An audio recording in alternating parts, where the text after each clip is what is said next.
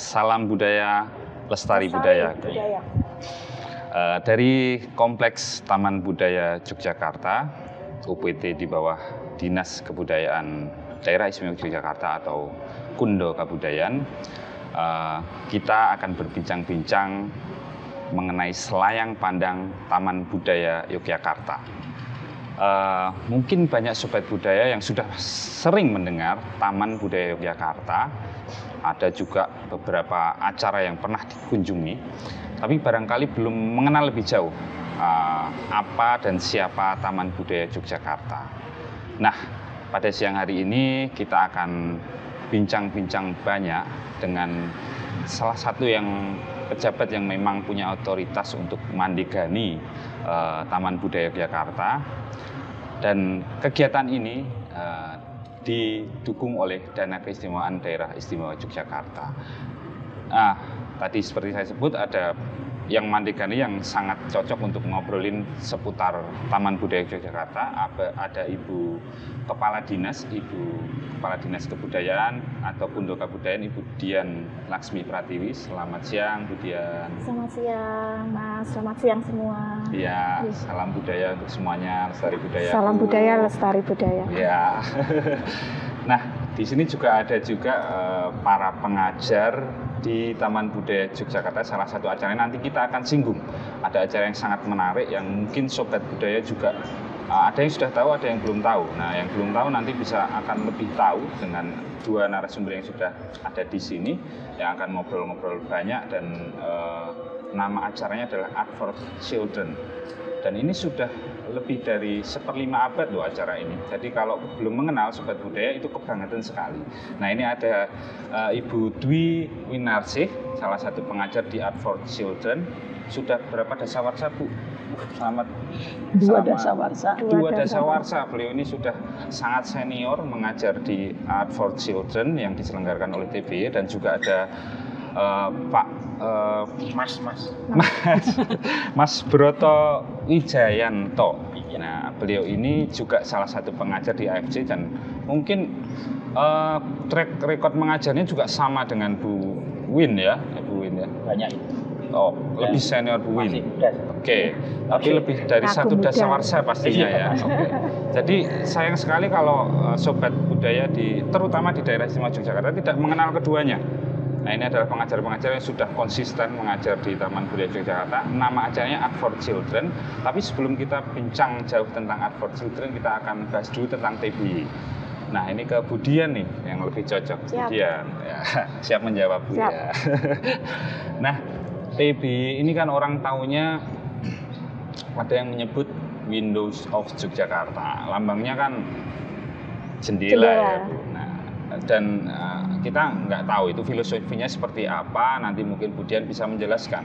TBY ini sebenarnya didirikan untuk apa sih, Bu? Dan kapan didirikan? Terus itu tuh gunanya untuk apa? Gitu. Terima kasih sobat budaya, mungkin sudah cukup banyak mengenal Taman Budaya Yogyakarta. Jadi kalau Taman Budaya Yogyakarta itu adalah salah satu unit pelaksana teknis untuk kewenangan urusan kebudayaan. Nah, memang ini akan lebih spesifik ke teknis, tapi sebelum saya menjelaskan lebih jauh ini saya perlu menyampaikan bahwa Taman Budaya Yogyakarta, nah ini mohon maaf gender ya. Sekarang dipimpin oleh Bu Purwiyati, sesama perempuan. Yes. Ini di Kundo Kabudayaan ada dua perempuan jadi pandega semua ya. Ingat TBY, ingat Bu Purwiyati. Gitu. Ya, Taman Budaya Yogyakarta dengan simbol lambang Windows of Yogyakarta, sebenarnya memang kita memaknai Taman Budaya itu adalah suatu perlambang di mana kita bisa melihat semua ekspresi kebudayaan yang ada di Yogyakarta, dan juga namanya orang jendela kan bisa melongok dan bisa melihat dalam. Jadi antara Yogyakarta dan luar Jogja. Tetapi memang semua ini terkait dengan visi. Visi Taman Budaya Yogyakarta adalah kita ingin menjadi satu pusat budaya terkemuka di level nasional dan juga internasional. Itu berikutnya Taman Budaya ini adalah satu ruang di mana kita memberikan kesempatan kepada para seniman dan budayawan untuk mengekspresikan, mempresentasikan semua karya kreatif dan juga pemikiran. Oke, tidak hanya karya, tetapi ide juga ya. Ide, gagasan, pemikiran. Nah, disinilah tempatnya. Maka kami memaknai Taman Budaya adalah tidak hanya satu ruang ekspresi, tapi juga laboratorium seni, pengolahan seni, pengembangan budaya, kemudian pendokumentasian, dan semua informasi terkait dengan kebudayaan, khususnya seni dan budaya yang ada di Yogyakarta. Jadi jangan ragu-ragu kalau sekiranya ketinggalan info tentang objek kebudayaan atau seni ya khususnya, ya silakan datang ke Taman Budaya. Rujukannya di sini ya, ya, di Taman Budaya. Semoga ini bisa menjadi rujukan yang valid ke depannya ya, semakin fix gitu. Berikutnya adalah satu hal juga yang menjadi penting, bahwa apa sih kontribusi kita kepada masyarakat, bahwa Taman Budaya juga memberikan satu kesempatan, satu ruang untuk kita bisa berkontribusi meningkatkan kompetensi, kemampuan masyarakat untuk mengapresiasi seni. Ya. Nah, ini menjadi bagian yang penting, sehingga ya cukup banyak aktivitas yang kita lakukan. Jadi kita tidak hanya ingin kebudayaannya pelaku seni budayanya saja ya yang untuk meningkat secara ekspresi, apresiasi, tetapi kami ingin juga mengajak masyarakat untuk menjadi bagian yang aktif meningkatkan kemampuan mengekspresikan seni dan budaya. Nah, mengapa harus ke TBY? Oh, wajib dong hukumnya. TBY. TBY brandingnya ya karena sudah lebih dari 2 dasawarsa, saya kira TBY sudah memiliki satu positioning yang cukup dipertimbangkan oleh teman-teman kalau ingin berkegiatan di sini. Maka tidak heran kalau siapa yang mau ke sini waiting list-nya cukup panjang. Oke. Nah, itu ngantri ya. Ya, ngantri ya. Ngantri karena ya mau menemukan semua tokoh seniman, ya datanglah ke TBY. Oke. Ya, ingin berdiskusi apapun terkait dengan kebudayaan khususnya seni, datanglah ke TBY. Ya, kira-kira itu secara menarik sekali Bu Dian. Artinya TBY ini bukan seperti kita melihat di jalan fisik sebuah gedung atau sebuah fasilitas, tapi tentu di situ kan tetap ada fasilitas ya, seperti tadi untuk ruang berkumpulnya para seniman dan juga masyarakat yang tertarik dengan kesenian dan budaya. Mereka bisa datang ke sini dan terciptalah komunitas seni budaya yang muncul dari ini istilahnya sebagai pusat budaya yang harapannya nggak cuma nasional tapi internasional. Nah, kalau fasilitasnya sendiri selain gedung yang terlihat dari luar, kalau kita lewat di area shopping terus kemudian kita ke arah Beringharjo kan melihat di kiri jalan tuh gedung inilah yang terlihat nih Bu Dian. Nah, tapi orang taunya cuma ini, nanti kalau mau lihat teater di sini terus kadang ada pasar kangen itu ya taunya itu aja. Tapi sebenarnya ada fasilitas lain nggak sih Bu selain apa yang tampak dari jalan ini? Ya betul, tak kenal maka tak sayang gitu ya. Jadi fasilitasnya sebenarnya ini baru yang bisa kita lihat sekarang ya. Tetapi tunggu tanggal mainnya, upcomingnya, nanti TBY akan menjadi suatu tempat di mana kita bisa memfasilitasi semua aktivitas budaya. Nah, sementara yang ada di sini saat ini ada Sositet ini satu gedung pertunjukan yang menampung sekitar 300 sampai 500. Kemudian kita punya konser hall. Konser hall ini laris manis, ini menampung antri. Bahkan kami tadi ya, kami yang di level pemerintah aja untuk antri juga harus antri dengan masyarakat ya, itu hampir menampung. Orang dalam pun harus mengantri lah ya. 800 ya. 800. Kemudian kita punya gedung pamer ya. Ya kapasitas kalau tidak selantara berapa meter ya, kemarin saya lupa hafalannya, 35 sampai 28 meter gitu ya kapasitas. Lumayan besar, lumayan sangat akomodatif ya untuk aktivitas pameran. Kemudian kami punya ruang seminar.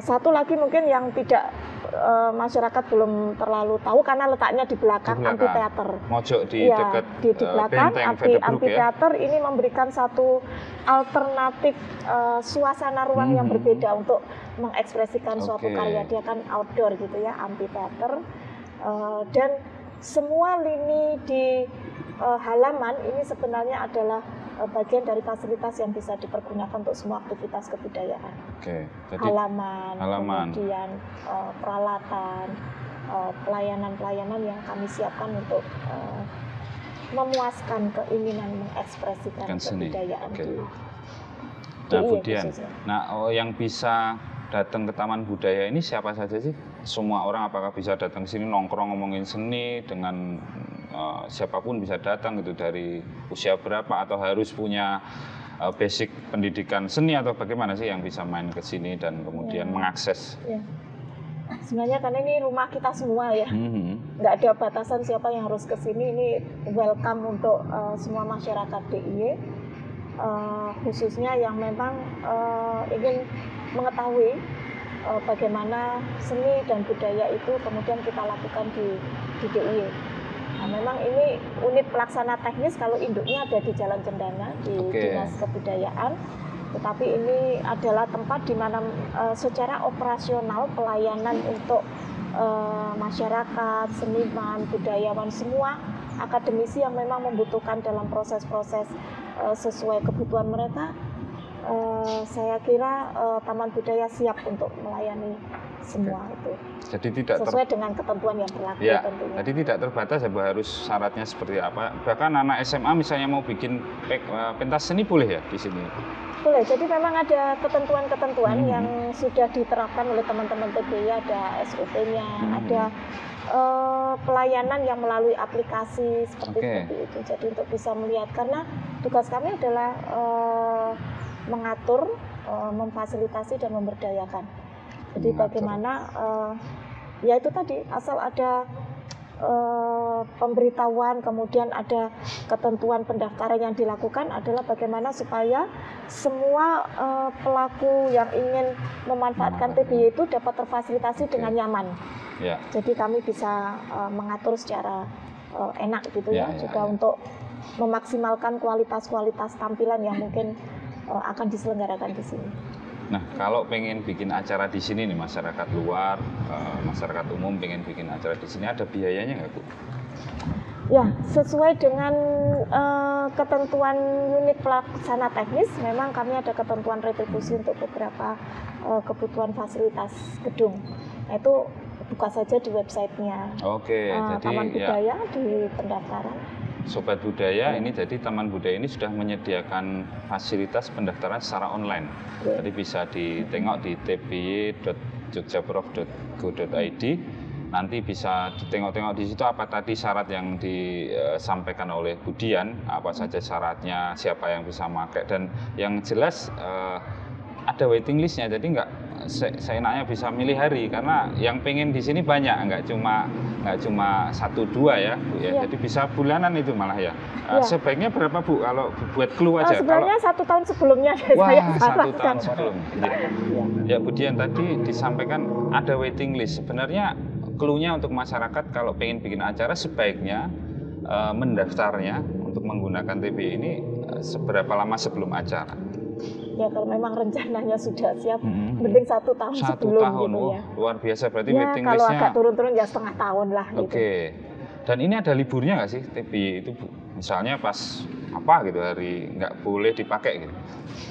Kalau libur sebenarnya nanti tergantung apa ya? Libur nasional. Iya, diskusi yang mungkin dilakukan oleh teman-teman, tapi punya standar, jadi kita bisa cek aja langsung nanti di sana ya, karena terkait dengan operasional, SDM-nya, kemudian bahan bakunya untuk misalnya bahan bakar dan lain-lain. Tapi prinsip sebenarnya tidak semua kemudian harus terbiayai gitu, enggak. Kita juga sangat welcome untuk acara-acara yang memang menjadi bagian dari fasilitasi kami untuk masyarakat. Artinya biayanya nggak ngeri lah gitu ya Budian ya. Istilahnya masih ini namanya juga pemerintah ya. Artinya ada harga spesial ya Bu ya. Yang kalau dibandingkan dengan gedung-gedung lain yang untuk digunakan jauh sekali ya Bu ya. Jauh banget itu. Nanti bisa longok di websitenya dan bisa juga menghubungi langsung ke kantor, ada nomor teleponnya di website tersebut di tby.jogjaprof.go.id. Kalau sekiranya tidak berbayar ya paling di sini. Yang tidak pakai gedung. Karena kan yang berbayar kan hanya yang di gedung. Yang menggunakan kebutuhan-kebutuhan untuk listrik, pembersihan iya, dan segala macam ya Bu ya. Pemeliharaan perawatan. Nah, ada nggak sih dari dana keistimewaan khusus untuk mensupport kegiatan-kegiatan masyarakat di sini yang memang plafonnya ada khusus untuk kegiatan tertentu gitu?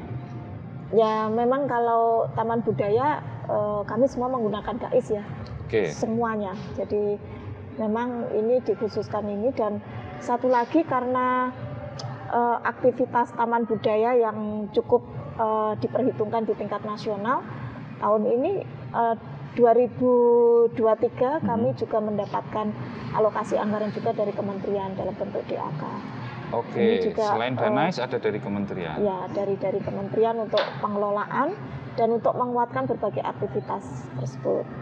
Nah, untuk aktivitas-aktivitas ya, karena tadi salah satu tujuan kami adalah ingin meningkatkan kemampuan masyarakat mengapresiasi seni. Nah, nanti berikutnya salah satu unggulan kami yang itu tadi 2 dasawarsa lebih itu Art for Children. Itu bagian dari kontribusi kami kepada masyarakat. Tapi kalau yang lain cukup banyak sebenarnya. Musik malam. Kita kenal ada tiap tahun ada biennale dan segala macam ya. Pasar kangen juga ya di cikal bakalnya di sini diselenggarakannya. Bagian bagaimana kami dari sisi kebudayaan mampu memadukan kontribusi untuk ekonomi budaya. Ya, menarik sekali itu. Memadukan seni dan kemudian bisa menggerakkan perekonomian. Yang ikut kan kuliner-kuliner biasanya mikro ke bawah, betul ya? Pasar kangen tahun lalu 3,9 M, jangan salah. Mantap. Perputaran ekonomi yang terjadi. Ada yang dijual hanya mie letek dan segala macam ya, bisa sampai 3,5 miliar. Nah, yang dijual itulah kekuatan dari budaya kita. Nah, jadi objek-objek atau karya budaya, warisan budaya tak benda kita yang memang sudah diakui nasional. Jadi militek juga diakui, gudeg diakui, bakpia diakui, dawet camcal diakui. Nah, itulah produk-produk yang memang kita siapkan di dalam pasar-pasar. Nah, ini tadi selain biaya yang miring ya, kenapa sih masyarakat ini harus memilih TBY untuk bikin acara gitu? Prestis ya. Nah, gimana Bu nih? Kalau udah bikin acara TBY itu pasti jaminan ini lebih bergengsi gitu ya? Ya, saya mungkin tidak menganalogikan yang terlalu muluk-muluk ya, tetapi kalau Pak Butet, kemudian siapa sih tokoh-tokoh seniman handal DIY memilih TBY itu menjadi prioritas pertama ya. Oh iya. Silakan itu fakta yang mengatakan ya Bu Dian, kenapa seniman-seniman kawakan itu milihnya TBY untuk mengekspresikan karya seni mereka ya. Oh ya, satu lagi unik. Sositek ini adalah heritage. Jadi bangunan Sositek itu secara historis filosofis memang dulunya adalah ini karena ini adalah ruang pemukiman masyarakat Belanda masa dulu. Salah satu fasilitas yang kita sebut dengan kamar bola. Jadi kamar bola itu adalah ruang di mana kalau dulu masyarakat Eropa kolonial dansa-dansi kemudian memainkan. Nah, memang historisnya dengan kemudian perkembangan fungsi yang sekarang kan memang tidak jauh berbeda. Nah, tidak hanya prestis tetapi sense terkait dengan suasana heritage itu yang bagian yang kita tawarkan juga di yang sini. Tidak ada ditawarkan di tempat lain ya. Dan itu bukan artifisial, tapi itu memang betul-betul secara kesejarahan melekat di situ dulu memang tempat untuk para noni-noni lah ya dengan. Dan kami menjamin otentisitasnya ini. Karena tidak ada semua bentuk, rehab, perubahan dan lain-lain memang TBY menyerahkan kepada yang memang ahli untuk itu ya. Dan itu ciri khas juga di Dinas Kebudayaan. Ciri khas bahwa bikin acara di TBY kalau udah diambil gambarnya ya ini di TBY nggak ada di tempat lain kayak gini gitu ya. Dan itu kelebihannya Sobat Budaya, TBY ini punya ciri khas tertentu dan yang jelas ya fakta yang mengatakan TBY bergengsi diakui oleh para seniman kawakan kalau mereka pengen bikin acara untuk mengekspresikan karya seni ya di sini tempatnya. Dan selain itu tadi ada support dari pendanaan pemerintah, harganya bisa miring Dan tapi yang mungkin yang agak bikin masyarakat harus mengantri 1 tahun tadi itu, Bu. Ya mungkin tidak 1 tahun juga, tapi coba dicek aja deh di aplikasi ya. Ya nanti bisa kunjungi sudah full, info sudah full. Tahun 2023 sudah full. 2023 sudah full loh. Jadi kalau ingin bikin acara 2024, persiapkan dari sekarang. Ini masih awal tahun, masih di bulan kedua. Ini 2023 sampai Desember sudah nggak ada kesempatan lagi lah ya. Mungkin kalau di depan-depan masih bisa ya Bu ya. Ya. Di depan-depan masih ada kesempatan, bisa alternatif nanti bikin acara di sini dan masih tetap bergengsi karena nanti ketika disebutkan di situ penyelenggaranya di TBY gitu. Entah itu TBY di Societet atau di tapi yang jelas di TBY. Itu cukup penting. Nah, kita ke AFC tadi Bu, Art for Children. Ini kan acara sudah lama dan ini adalah punya visi yang sangat penting untuk memupuk pengenalan seni sejak usia dini dari anak-anak. Nah, ini konsep acaranya seperti apa Bu? Konsep programnya itu seperti apa? Ya, sebenarnya mungkin dari tahun ke tahun selalu ada perkembangan ya, selalu ada inovasi-inovasi yang baru, tapi prinsipnya Art for Children ini adalah bagaimana kami di Taman Budaya Yogyakarta ini memfasilitasi, memberikan ruang dan kesempatan khususnya kepada generasi yang paling anak-anak ya.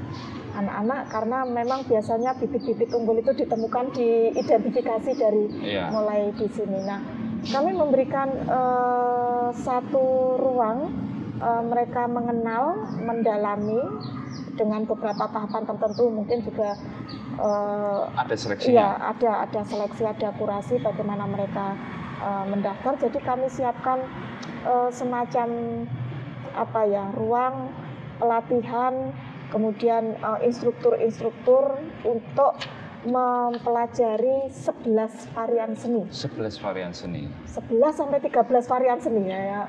Tergantung anunya ya. Nah, itu mereka mendapatkan sesi-sesi untuk bertemu, berlatih bersama itu setahun mulai dari Februari sampai November, 20 kali pertemuan. 20 kali pertemuan selama 10 tahun. Bulan lah ya. 10 bulan. 10 bulan itu 20 kali pertemuan ya.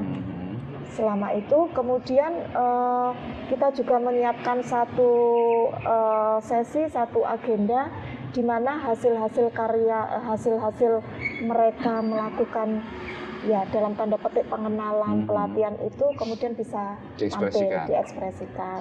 Ya, ada 2 sesi di TBY sendiri, bahkan sampai kita bawa ke Taman Mini Indonesia Indah. Dan diapresiasi di sana oleh Jakarta, oleh Taman Mini. Itu sesuatu hal yang luar biasa. Nah, nanti variannya apa saja, nah beliau-beliau ini nanti yang akan menjelaskan secara lebih detail. Visi utamanya Bu, selain fasilitasi untuk memberikan pembinaan dan mengarahkan dan kemudian menemukan bakat-bakat terpendam dari mulai sejak dini, itu ke depan seperti apa Bu visi? Apakah mungkin bisa kita katakan dari 1000 anak yang terlahir di Jogja ini 10 anaknya pasti mengenal seni, misalnya ada bayangan visi yang ke depan itu? Ya, visi kita sebenarnya adalah ingin, ini karena visinya sudah kelihatan ya. Visi kita adalah ingin mendapatkan generasi unggul, SDM unggul di Indonesia Emas 2045. 2045. Ini sebenarnya semua diarahkan ke sana, manajemen talenta nasional. Bahwa kita sangat concern terhadap munculnya regenerasi bibit-bibit unggul yang kemudian naik menjadi bibit potensial. Nah, satu hal bahwa kebudayaan khususnya seni itu menyumbang peran yang kontribusi yang sangat besar di dalam membentuk karakter. Jadi saya dan juga teman-teman di kebudayaan dan mungkin seniman-seniman juga akan sepakat, ini sudah dibuktikan generasi muda, anak-anak terutama itu adalah mereka itu sponnya paling kuat ya, menyerap sesuatu itu paling kuat dan itu akan masuk ke dalam psikologis, mental gitu. Alam bawah sadarnya. Alam bawah sadar, dan kami itu melihat bahwa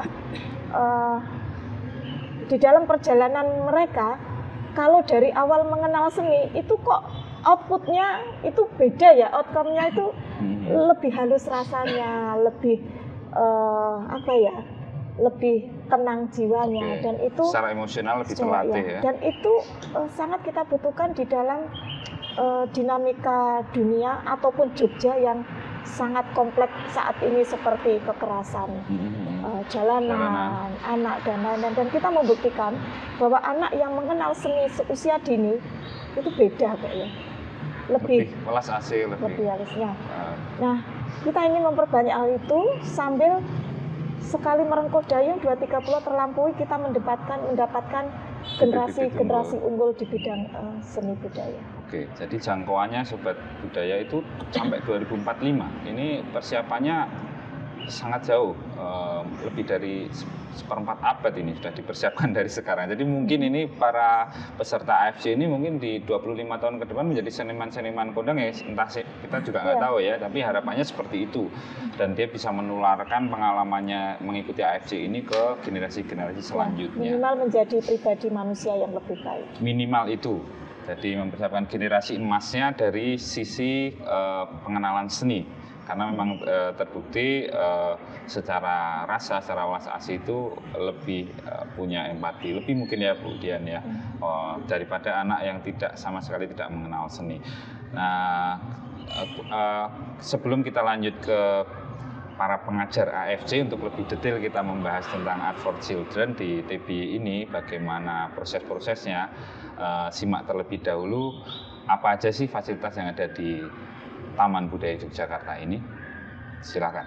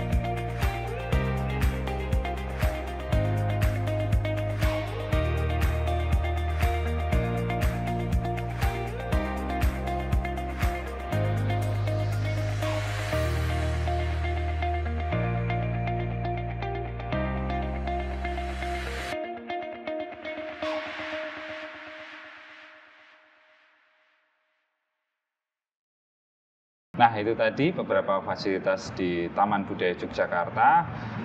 Lebih detailnya Sobat Budaya bisa membuka website tb.jogjaprof.go.id, dan di situ banyak informasi dan termasuk ada salah satu kanal untuk Sobat Budaya mendaftarkan atau masuk ke waiting list jika ingin menggunakan fasilitas di Taman Budaya Yogyakarta. Nah, kita beralih ke narasumber kita selanjutnya, Mbak atau Ibu ya? Ibu. Ibu. Kalau senior saya panggil Ibu aja deh, kalau Mas Broto tadi mintanya dipanggil Mas. Oke, Ibu Win. Soal AFC. Nah, Ibu Win ini sebagai pengajar yang sangat senior, mungkin muridnya sekarang sudah 20 tahun lebih, ini sudah ada yang dari kanak-kanak sekarang sudah tumbuh dewasa. Mungkin bisa dijelaskan AFC ini seperti apa sih? Bagaimana prosesnya? Siapa yang bisa ikut gitu?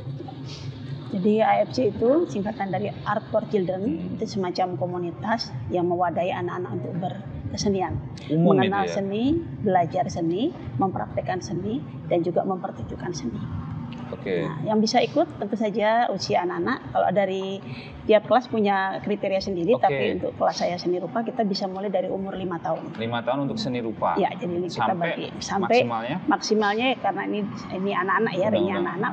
Ini murid tertua kami 15 tahun. 15 tahun. Tapi sebenarnya bisa sampai kalau kita bisa memfasilitasi dan tempatnya memungkinkan, kita bisa memfasilitasi sampai usia remaja atau dewasa. gitu. Tapi karena kita fokusnya untuk anak-anak, jadi kita batasi hanya sampai usia maksimal 15 tahun. 15 tahun untuk seni rupa ya. Ya, dan itu kita bagi 3, usia 5 sampai 7, kemudian 8 sampai 11, kemudian 12 ke atas. Oke. Untuk seni rupa seperti itu, dan mungkin kelas yang lain punya kriteria sendiri. Kriteria sendiri. Jadi beda-beda kriteria minimal, batas minimal usianya ya. Untuk seni rupa sendiri minimal 5 tahun, pertimbangannya seperti apa itu? Jadi kalau anak umur 5 tahun itu mereka sudah mampu menggores ya, sudah mampu motoriknya sudah ya. Walaupun bentuknya itu di sekolah anak kan masih mandala ya, melingkar atau menggoresnya begini. Tapi kami anggap itu adalah dasar ketika mereka mulai mengenal bagaimana membentuk.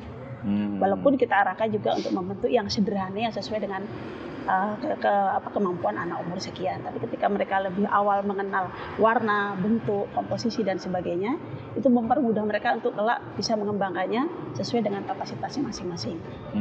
Jadi memang sudah ada grid-gridnya ya, dibikin 3 lapis tadi untuk rentang usia 5 sampai 15 tahun. Dan ini satu pertemuan berapa lama? Durasinya? Kalau kami biasanya 2 jam ya, jadi kami mulai jam 10, kita berakhir jam 12. Dan dilakukan di akhir pekan ya? Ya, itu dilakukan di hari Minggu. Ya, jadi kalau kebetulan untuk kelas kami jumlahnya berbeda dengan yang lain, karena kami punya 2 materi, yaitu making atau membuat karya dan juga menggambar. Ya, jadi kami sebulan itu bertemu 4 kali. 4 kali. Jadi setahun itu selama masa pembelajaran itu sampai November kita bertemu sebanyak 32 kali. 32 kali. Enggak cuma 20 berarti ya? Iya, karena materi kami 2 tadi ya. Ya, kalau ditanya kenapa kok tidak dibikin sama saja ya. Nah, dalam seni rupa itu ada 2 dimensi dan 3 dimensi. Ya. Nah, jadi kalau mereka hanya mengenal menggambar, alangkah sayangnya. Padahal mereka bisa mengenal membentuk, menggunting, melipat ya, kemudian merangkai dan sebagainya. Jadi saya dan Pak Yus sebagai pengajar di seni rupa kita sepakat, kita punya 2 materi yang kita jadikan satu, di mana itu setiap 2 minggu anak-anak bergantian. Jadi minggu pertama, kedua mereka belajar gambar, ketiga, keempat mereka making atau prakarya dan begitu seterusnya. Oke.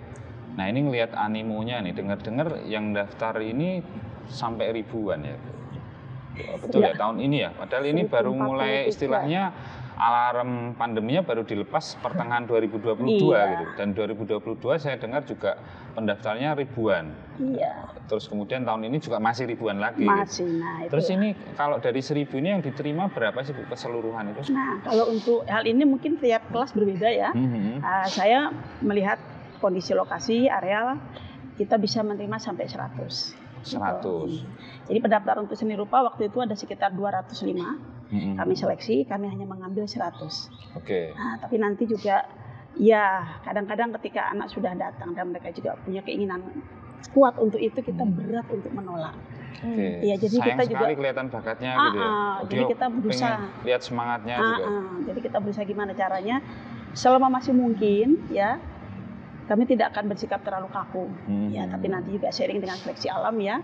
Ada mungkin yang merasa cocok mereka bisa lanjut, yang merasa mungkin tidak cocok mereka akan mengundurkan diri.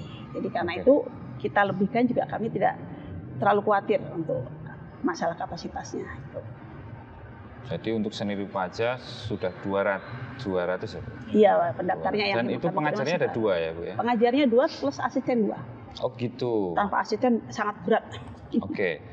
Dan ini kalau sekarang tahun ini sudah tidak bisa ikut lagi ya untuk masyarakat umum ya? Sudah ditutup? Nah, kebetulan sudah selesai seleksi dan ini sudah ditutup. Walaupun kami harus membuat hampir 100 anak kecewa ya. Kami memberi masukan pada mereka bahwa mereka bisa melakukannya tahun depan. Insya Allah mereka bisa masuk ke sini. Daftar lagi. Oke. Kalau memang punya semangat betul-betul pengen, pastinya akan daftar lagi ya? Iya, biasanya seperti itu. Oke, ini dari seni rupa yang animonya begitu tinggi. Nah, ada satu lagi seni yang mungkin kurang populer ya, bisa dibilang kurang populer untuk anak-anak gitu. Kalau gambar itu hampir semua anak-anak nggak ada buku gambar coret-coret di dinding. Tapi kalau ini Mas Broto ini pantomim. Nah, ini kan sesuatu seni yang bisa dibilang untuk anak-anak kurang populer. Tapi kalau kita lihat faktanya seperti apa di AFC ini, apakah cabang seni ini juga, saya bilang cabang seni boleh ya, cabang seni ini juga diminati anak-anak? Sakit banget ya pantomim ini. Yang menarik pantomim sekarang itu karena ada FLS 2N, Festival Lomba Seni Anak Tingkat SD. Oke. Itu nasional. Dan Jogja itu yang sering kali menjadi juara. Oke. Lalu masuk di 3 besar. 3 besar nasional. Besar lah. Dan tahun lalu Yogyakarta yang juara 1 di tingkat nasional. Nah, ini yang kemudian ngefek juga di Art for Children Taman Budaya yang kelas pantomim. Karena akhirnya yang mendaftar memang tidak sebanyak di tempat Bu Wiwin yang sampai 200. Di tempat kita 76-78 anak. Pendaftar saja. Terus nanti disaring lagi jadi? Sebetulnya kami tidak saring secara khusus. Jadi anak-anak biar berjalan bergulir begitu saja. Ketika mereka menikmati, ya kemudian ada lanjut. Yang merasa tidak cocok, ya kemudian itu. Yang sampai di titik minggu yang kemarin itu masih terdaftar sekitar anak 55. Bertahan 55 dari 70-an ya, itu. 70-an. Artinya sudah berjalan sebulan, tetap ada yang rontok ya untuk? Tetap ada yang rontok. Dan range usianya juga hampir sama dengan Bu Wiwin, dari usia 5 tahun sampai dengan 15 tahun. Nah, ini malah kansnya untuk ikut lomba dan juara misalnya ya. Itu lebih besar kalau pantomim gitu ya. Karena peminatnya sedikit dan lombanya sudah terbukti di tingkat nasional biasanya minimal juara 3 lah ya. Nah, 5 besar lah ya untuk mungkin kalau 34 provinsi, wakilnya dari provinsi itu. Provinsi. Dan di tingkat daerahnya juga ada. Ada lombanya juga. Oke. Sebenarnya ada berapa sih kalau AFC ini cabang seninya itu, selain seni rupa, kemudian pantomim, ada 11 ya, ada 11.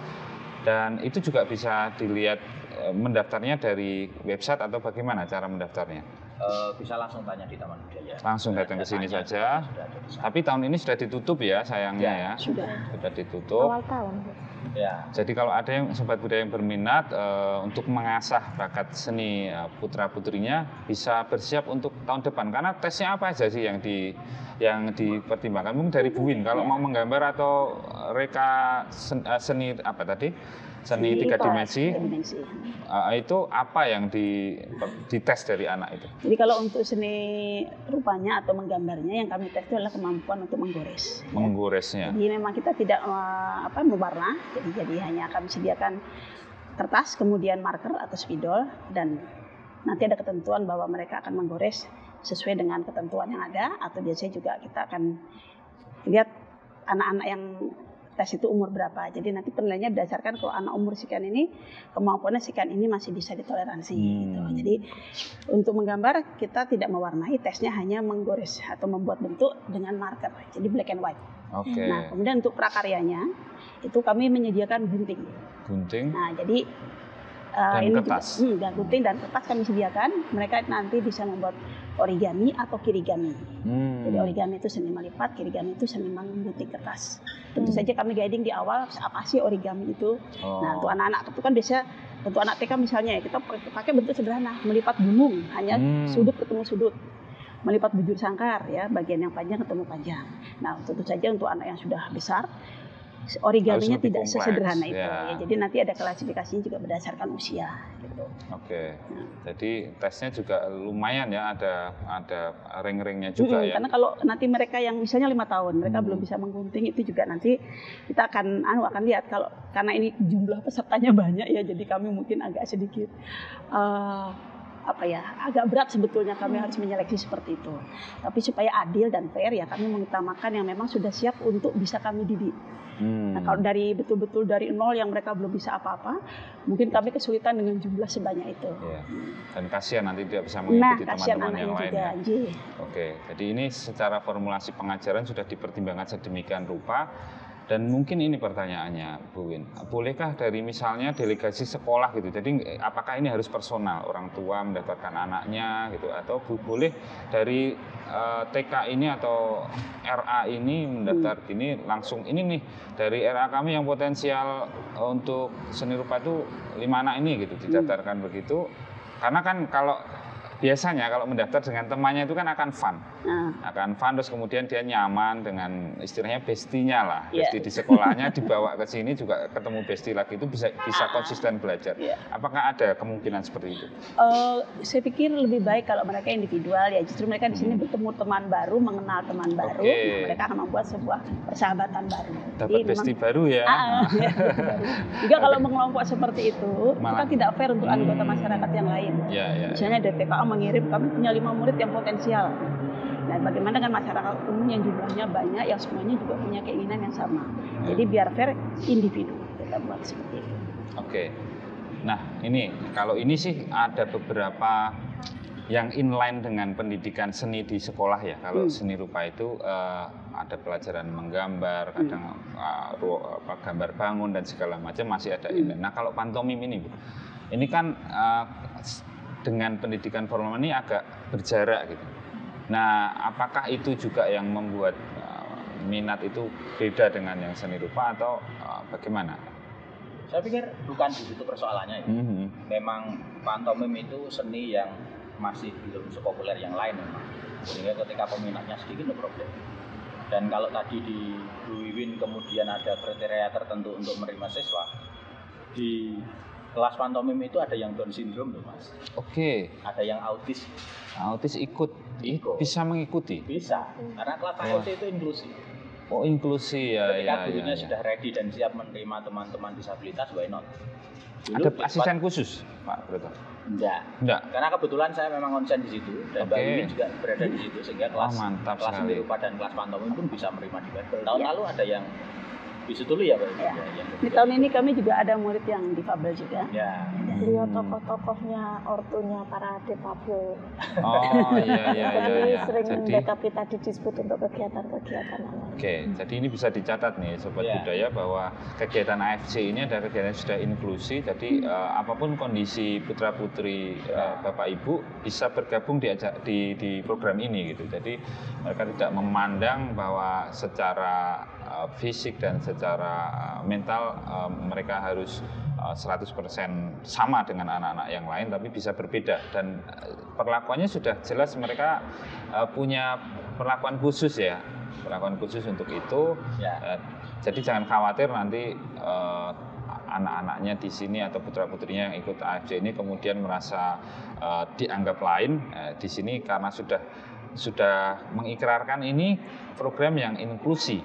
Jadi ini luar biasa sekali, bisa mengakomodasi kebutuhan-kebutuhan sampai dalam segala macam kalangan gitu, dari mulai yang punya kemampuan lebih atau kelebihan yang lain masih bisa ditampung. Nah, kemudian kita ngomongin kalau soal selain mengenal, pastinya kalau tadi prestasi, apakah AFC ini juga ada target-target ke situ atau tidak? Titik awal ketika saya dijawil untuk ikut di AFC, titiknya adalah bagaimana kemudian AFC ini menjadi ruang bagi anak-anak untuk bermain melalui media seni. Gitu. Jadi tidak kita paksa agar mereka kemudian nantinya jadi seniman. Tetapi seni itu menghaluskan budi pekertinya mereka. Nah menarik ini. Karena seni akhirnya bukan hanya sekedar golek prestasi-prestasian, tetapi bagaimana seni bisa mewarnai kehidupan mereka untuk kemudian bisa lebih care terhadap temannya. Apalagi di sini industri, tingkat care-nya akan jadi lebih tinggi lagi. Titiknya sampai di karakter, bukan hanya melalui media. Kamu ikut seni ini. Satu warna saja, warna jadi macam-macam. Jadi artinya tadi ketika ada hubungan dengan pendidikan formal lebih ke pembentukan karakter si anak ya, Mas Broto ya. Korelasinya seperti apa? Bisa mungkin dari anak yang semula mungkin ketika pertama kali masuk seperti apa, terus kemudian setelah ikut ini jadi seperti apa? Saya termasuk guru yang pindah kelas. Jadi dulu awalnya saya mengajar di teater, terus sekarang di pantomim. Nah, menemukan banyak sekali anak yang macam-macam karakternya. Dulu ada satu anak yang jadi daftarnya itu saya nggak tahu motivasinya apa, tapi begitu masuk di kelas kami, begitu disuruh maju, keringetnya tak jagung-jagung. Gue seperti, iya gini nasibnya ya. Sangat tegang. Nah kami sebagai guru harus kemudian berpikir cepat.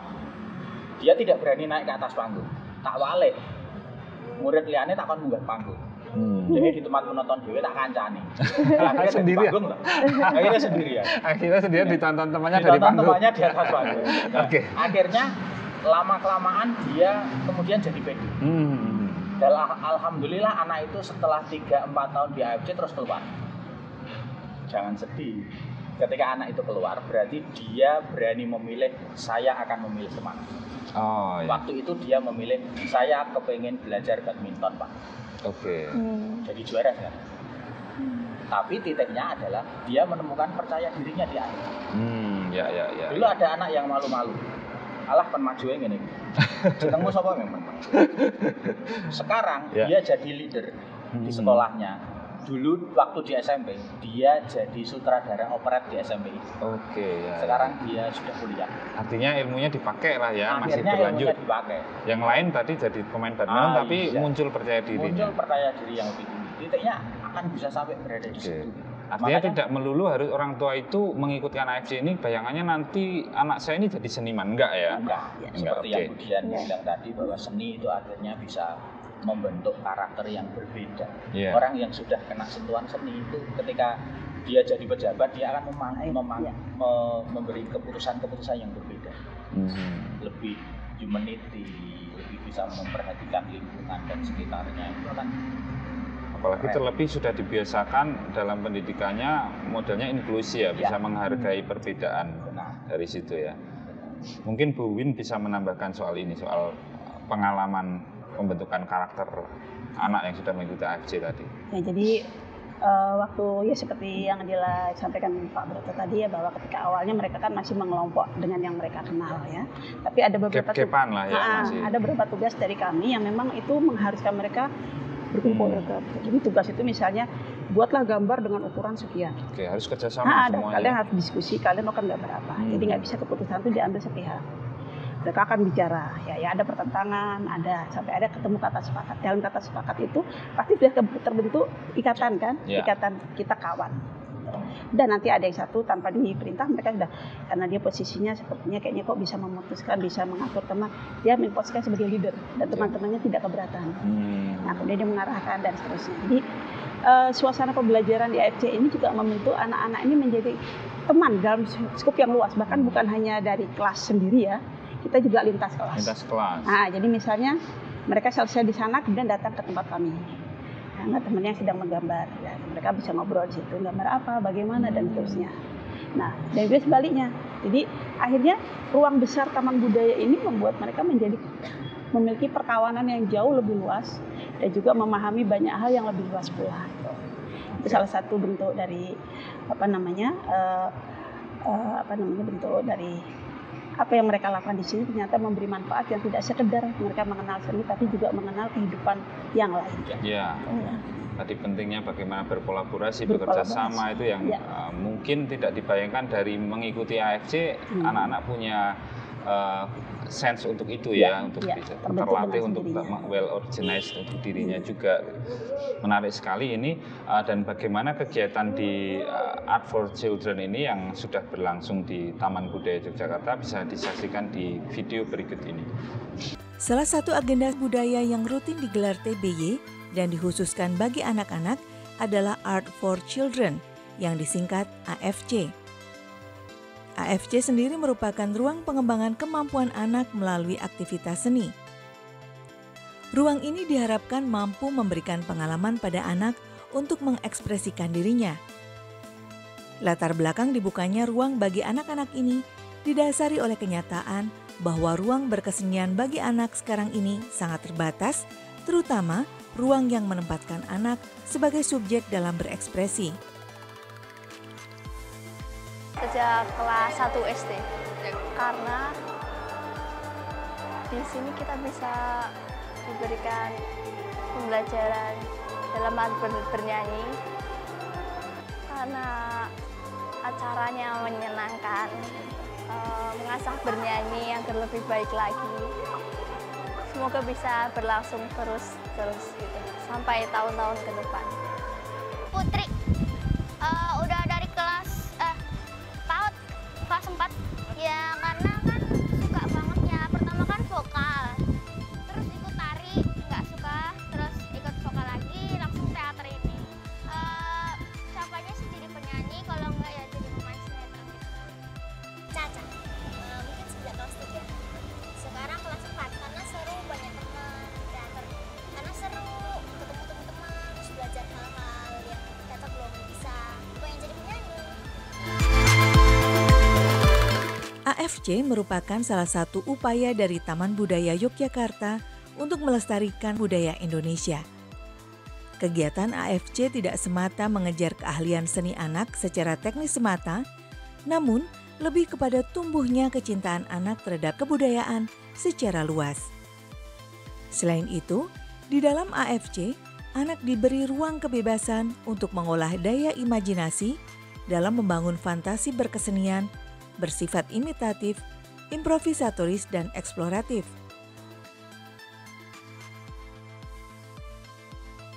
Ya, itu tadi kegiatan Art for Children yang selama ini diselenggarakan oleh Taman Budaya Yogyakarta, dan kita akan berbincang lagi dengan narasumber yang di sini.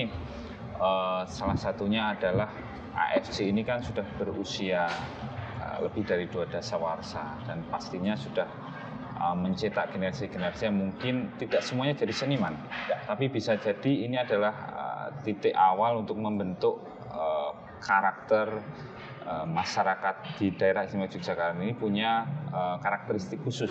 Salah satunya adalah tadi bahwa AFC ini bukan melulu kita membayangkan bahwa anak mengikuti pelatihan dan pengembangan bakat seni dan kemudian mengenal seni, kemudian dia untuk ke depan juga jadi seniman, enggak melulu begitu. Betul ya Bu Windia dan Mas Broto ya. Artinya ada visi lebih besar bahwa yang paling penting dari pendidikan seni adalah pembentukan karakter si anak-anak itu untuk ke depan menjadi bekal dia untuk menuju ke generasi emas yang disampaikan Bu Dia. Nah, selama 20 tahun pastinya ada perkembangan-perkembangan. Mas Broto mungkin bisa menceritakan AFC di awal-awal itu yang ikut berapa sih, terus sekarang berkembang seperti apa, terus ada cabang seni yang awalnya berapa terus kemudian sekarang jadi berapa gitu. Mungkin Mas Broto bisa. Pengalaman saya ketika pertama kali diundang Taman Budaya untuk ngajar di AFC itu, murid saya banyak, Mas. Apa tuh? 300 atau 3 apa? 3 tok. 3 tok.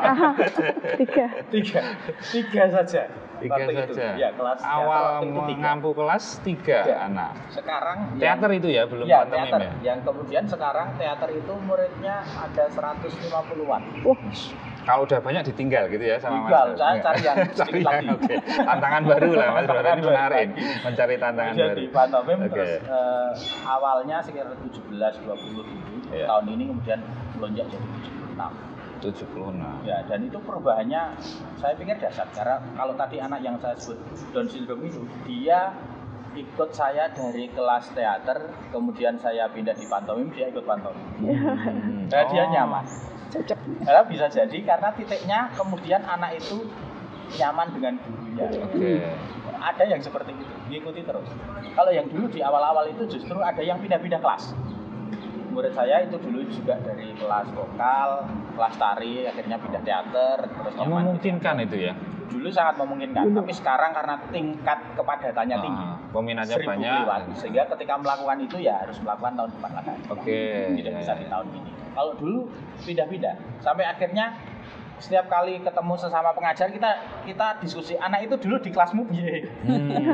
Jadi ada rekam jejaknya anak ini, dulu seperti ini, perlakuannya seperti ini gitu. Jadi transfer antar bidang seni itu ada transfer juga soal rekam jejaknya si anak. Karena sekarang titiknya justru di kelas pantomim itu, titiknya anak-anak yang sudah senior itu kemudian menularkan ilmunya kepada adik-adiknya. Kita awasi. Jadi nah, ini ada cerita menarik Mas, karena kemarin saya kan juga mengumpulkan forum orang tuanya kelas pantomim, karena mereka harus paham apa yang saya lakukan dengan adik-adik. jangan-jangan mereka melihat saya ketika ngajak yang anak-anak yang sudah bertahun-tahun ikut pantomim terus saya suruh ngajar, dikira saya mempekerjakan anak. Oh iya. Dikira aja, saya jelaskan pada mereka. Hari ini kita eksperimen, bagaimana mereka kemudian bisa menyayangi adiknya dengan cara seni pantomim. Itu ada orang tua yang kemarin di pertemuan terakhir itu curhat, Mas aku terenyuh Mas. Kok terenyuh gitu Pak? Karena anak saya itu tiba-tiba bilang, susah ya ternyata jadi bapak kalau saya ngeyel terus. Oh, karena dia merasakan sendiri ketika ketemu yang bimbing junior adik-adiknya itu dia stres. Tobatnya bukan main gitu. Tobat. Dan di titik awal ketika saya pertemukan dengan adik-adiknya, saya agak menjauh itu. Pak kok angel banget, mangsamu aku mbiyen ngopaini kowe iki ora angel. Gitu ya Pak. Iya. Iya. Dan bapaknya muncul ketika dia mengungkapkan itu, lah terus gimana Pak? Ini mau saya lanjutkan dengan pola ini atau sudah? Jangan-jangan nanti bapak ternyata nangis terus dan ketemu anaknya. Enggak Pak, ini pendidikan karakter yang menyenangkan. Tolong diteruskan pola ini sehingga anak itu paham bagaimana ngopaini adiknya, bagaimana dia mengenal karakter orang lain lebih paham, karena dia akhirnya jadi paham bagaimana saya bekerja dan kemudian mencari uang untuk anak. Jadi karakternya bukannya kemudian mendewasakan anak sejak dini ya, tetapi muncul empatinya lebih, lingkungan empatinya lebih, itu menjadi lebih luar biasa. Dan titiknya sekali lagi bukan hanya sekedar seni pantomim yang diajarkan, tetapi bagaimana seni di Art for Children ini menjadi art terapi bagi anak untuk memperoleh rasa percaya dirinya, untuk memperoleh rasa empatinya, untuk kepedulian terhadap sesama. Dari catatan Mas Broto, salah satu muridnya mungkin yang patutlah sebagai guru pasti punya murid yang dibanggakan ya, atau anak-anak yang dibanggakan. Itu ada nggak bisa disebutin satu cerita gitu yang awal kondisinya seperti apa, terus kemudian sekarang mungkin sudah dewasa ya, karena 20 tahun itu malah belum punya anak tuh. Gimana bisa ceritakan Mas Broto? Kalau saya disuruh cerita tentang anak yang dibanggakan, saya bangga dengan semua anak. Bangga dengan semuanya. Tapi kalau kemudian ditanya ada cerita menarik, banyak banget. Kadangkala di tengah perjalanan saya ketemu Pak Broto, ini sopo, ini serah kenal. Malah lupa ya guru biasanya begitu. Gitu, di sebuah warung kafe itu saya nongkrong, biarpun saya agak putih rambutnya, nongkrong di kafe gitu. Didatengin seorang anak yang kemudian dia ngajak salaman, ini sopo ya? Saya baru ingat, ternyata dia murid AFC. Pak, terima kasih saya sudah diajari, sehingga saya pede. Ya gue jadi seniman kan? Enggak Pak, saya jadi marketingnya hotel. Saya bisa jadi merasa percaya diri untuk menjadi marketing ketika saya bisa belajar acting dari Pak. Akhirnya actingnya digunakan dari teater untuk menarik ini ya. Iya, betul. Dan sekarang bahkan dia punya event organizer sendiri. Oke. Itu menarik. Jadi betul kata Budian tadi, alam bawah sadarnya paling tidak masih tersimpan sampai dia dewasa, kemudian itu potensi itu bisa digali dan bahkan dikombinasikan dengan kemampuan yang lain. Macam-macam aja. Ketika dia bukannya melenceng ya, ketika dia kemudian memilih dan pilihannya itu diugemi, dikukui dan dia itu terus akhirnya dia menjadi sesuatu. Ya ada murid kami yang kemudian jadi driver Shopee Food gitu ya macam-macam lah ya. Macam-macam. Dan saya tetap bangga ketika ketemu mereka, ya mereka happy kan. Sebagai pengajar pas ya. Happy kebak Mas. Kalau ada alumni 20 tahun angkatan ini udah penuh ya. Ada perlu itu ya, reuni akbar gitu. Sekalian instrukturnya. Ya. Barangkali Bu Win ada cerita juga yang seperti ini tadi. Ya, jadi memang banyak hal-hal yang menarik seperti Mas Broto juga bilang tadi, di kelas kami juga begitu. Jadi ada anak yang waktu itu sempat dia marah pada saya. Sampai marah. Ya, sampai marah gitu karena jealous. Karena gini. Ini namanya anak-anak. Di sini ya guru betul-betul dilihat jangan sampai percaya dengan apa yang disampaikan anak. Itu bahaya ya. Nah, ibunya datang pada saya. Anak saya tidak mau datang lagi. Terus dia nggak mau bilang sama saya, tapi bilang pada mitra saya Pak Yus. Pak Yus datang ke saya, Bu Win, kata Bu Anu, kamu begini, ini menyebabkan anak ini gini. Oke, sekarang gini saja. Coba saya mau ketemu sama anaknya. Nggak mau anak itu, nggak datang minggu berikutnya sampai 3 minggu dia nggak datang. Suatu hari saya bilang sama ibunya, Bu, kalau saya bisa ketemu anak itu mungkin sebenarnya akan lebih baik gitu. Jadi kita tahu gitu. Tapi gimana kalau ketemunya anaknya saja dulu. Nah, dia bersembunyi di punggungnya Pak Yus kan. Saya ungkapkan semuanya, apa yang saya salah saya minta maaf. Tapi alangkah baiknya kalau kamu bisa menyampaikan tidak ke ibumu dulu, bisa kamu sampaikan langsung kepada gurumu, karena selama ini kan sikap kita itu bukan seperti mentor, kita seperti orang tua, seperti teman. Seperti teman dan orang tua. Terus ada disampaikan. Nah terus berbeda dengan disampaikan ke ibunya.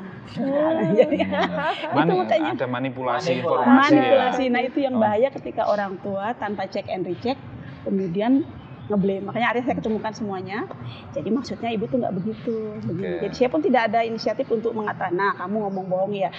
Jadi kita berusaha untuk netralisasi ke anak-anak gitu ya. Dan akhirnya kami kemudian menjadi mitra yang baik sekali. Dan lanjut itu anak itu. Dia lanjut terus masuk. Dia merasa bahwa oke, ternyata yang saya sampaikan ini malah membuat situasi bukan menjadi lebih baik gitu. Dan setelah itu juga kita pendekatan personal ya untuk kasus-kasus seperti itu, pendekatan kita personal. Juga untuk anak-anak yang punya kebutuhan khusus ya. Ketika mereka di sana dihargai untuk, oke, kamu bisa seperti yang lain, tapi saya susah Bu, tantangannya agak terbatas waktu itu, gerakan tangannya tuh kayak agak, kamu bisa kok, yang lain bisa, kamu juga bisa. Dan dia memaksakan diri untuk bisa itu, apapun hasilnya kita dukung dan kita bilang sama semua teman-teman, mari kita dukung. Ikut motivasi Nah itu, mari kita support dia bahwa kamu bisa seperti yang lain. Semua karya itu tidak ada yang salah. Itu poin yang selalu kami sampaikan. Tidak ada karya yang salah, tidak ada gambar yang salah. Semua gambar benar. Dari situ mereka punya kelebihan khusus ya untuk merasa bahwa kita tidak seperti kalau kita di lomba-lomba di mana gambar itu kan cenderung seragam. Jadi 10 anak menggambar itu kayak satu anak menggambar. Dan juga saya lihat satu hal yang menarik dari program AFC ini, intermezzo aja ya. Ketika kami pameran di Jakarta, bulan kami tidak membawa gambar. Kami membawa satu set itu istilahnya mungkin karya instalasi anak.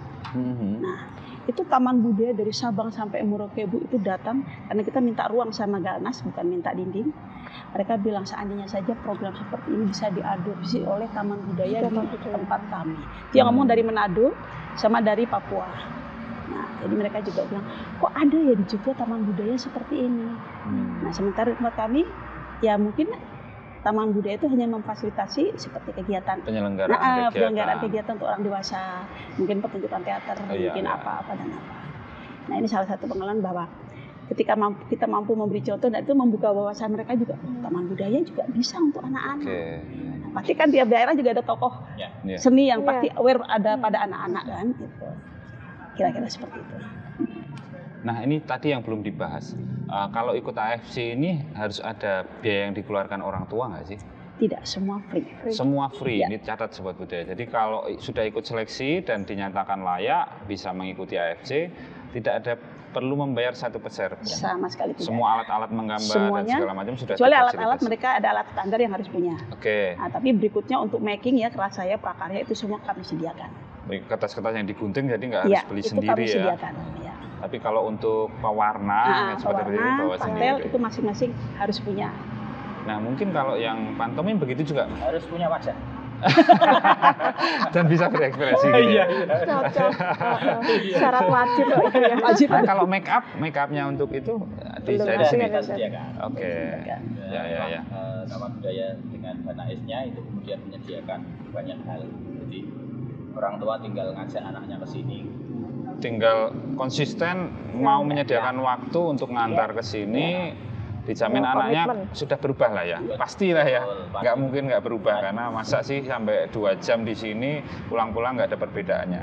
Salah satunya dia bisa belajar bahwa manipulasi informasi itu nggak bagus, itu kan mulai dini sudah tahu seperti itu kan nggak banyak ya. Jadi ada banyak pendidikan yang nggak melulu hanya kemampuan seni yang bisa didapatkan di sini. Dan Sobat Budaya yang paling penting adalah untuk mengikuti ini semuanya sudah ditanggung oleh Taman Budaya Jakarta melalui bantuan dari dana keistimewaan. Nah, mungkin ini untuk lebih mendekatkan lagi ke Sobat Budaya, khususnya di daerah istimewa Yogyakarta, Budian bisa memberikan motivasi kepada para orang tua untuk bagaimana kemudian bisa mengembangkan bakat-bakat seninya melalui jalur-jalur, salah satunya adalah di TBI ini. Silakan mungkin bisa disampaikan ke khalayak. Baik, jadi sebenarnya untuk saat ini hal yang paling susah adalah waktu. Jadi ya mungkin beda. Jadi kalau menurut saya hal yang luar biasa dengan Art for Children itu sebenarnya kita tidak hanya mengapresiasi pada anak, tetapi bagaimana kemudian orang tua itu juga berkomitmen meluangkan waktu untuk menjadi satu bagian proses menciptakan anak-anak dengan kemampuan yang lebih baik secara mental maupun secara fisik.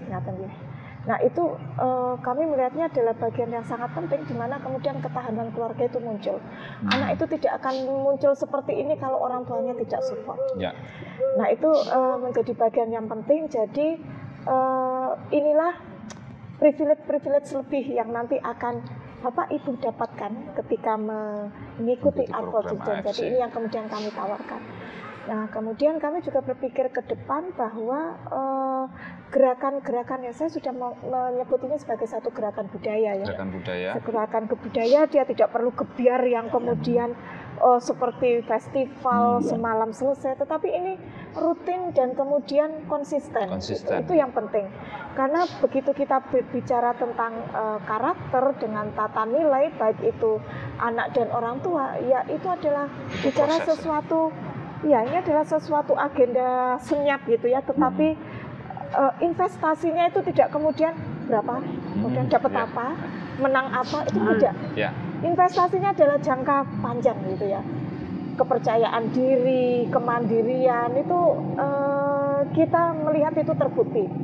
Jadi kita sudah membuktikan, karena kita sudah membuktikan, jangan ragu-ragu untuk bergabung dengan gerakan kebudayaan Art for Children, karena ini tidak semata-mata untuk anak, tetapi ini adalah untuk orang tua, untuk keluarga.